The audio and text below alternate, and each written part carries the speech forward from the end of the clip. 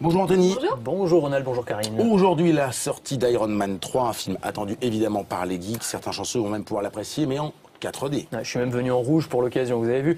4D, effectivement. Alors on nous a bassiné avec la 3D. Ça fait des années qu'on nous parle de la 3D au cinéma, etc. C'est plus ou moins intéressant.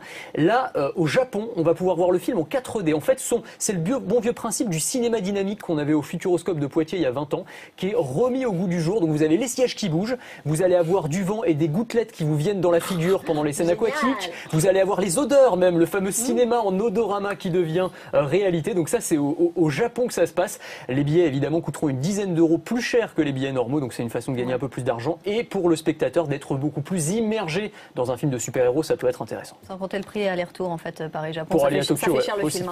Le grand jeu des geeks, c'est d'essayer de reproduire l'armure d'Iron Man. Vous êtes des grands enfants. Hein. Iron Man, c'est le plus geek des super-héros, c'est le héros techno par excellence. Il a créé lui-même sa propre armure et donc on essaye de l'imiter. Alors il y a un internaute qui a reproduit le gantelet d'Iron Man et regardez, il y a même un rayon laser et il va exploser des ballons à distance comme ça. Alors c'est pas un rayon laser dangereux, il est à faible puissance quand même, mais c'est une performance assez intéressante et puis il peut mettre ou enlever son bracelet, son gantelet tout simplement en bougeant le poignet, donc c'est plutôt pas mal. Alors ça c'est bien, mais il y en a d'autres, plus fous, plus compétents, je ne sais pas, qui veulent fabriquer une armure complète. Oui, c'est la tendance, vous savez, on appelle ça le cosplay, c'est les gens qui s'habillent comme leur héros préféré et qui créent des déguisements, mais parfois très très aboutis. Ça c'est un lycéen de 16 ans qui a créé son armure lui-même, son armure d'Iron Man, ça lui a demandé 400 heures de travail sur 20 semaines et donc c'est une armure extrêmement aboutie, très bien faite et voilà, juste pour être abordé dans la rue, on va dire, on lui demande d'être pris en photo tout le temps, donc c'est assez sympa. Pour se déplacer, ça n'a pas l'air facile. Moi je me suis déguisé en Thomas Misraki, moi.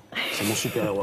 Au-delà de ces hommages rendus par les fans, les armures façon Iron Man, ça commence un peu à devenir la réalité. Oui, c'est ce qu'on appelle les exosquelettes. Ce sont des extensions du corps humain qui vont nous améliorer, augmenter notre force. Alors celle-ci est faite par Raytheon, c'est un groupe de défense américain. Ça va vous permettre de faire des pompes très facilement, de soulever des poids de 90 kg plusieurs centaines de fois sans jamais vous fatiguer. Donc ça va être pratique notamment pour les soldats. On peut imaginer dans l'industrie aussi pour porter des charges lourdes. Ça commence à être développé. Celle-ci s'appelle l'Exos 2. Voilà.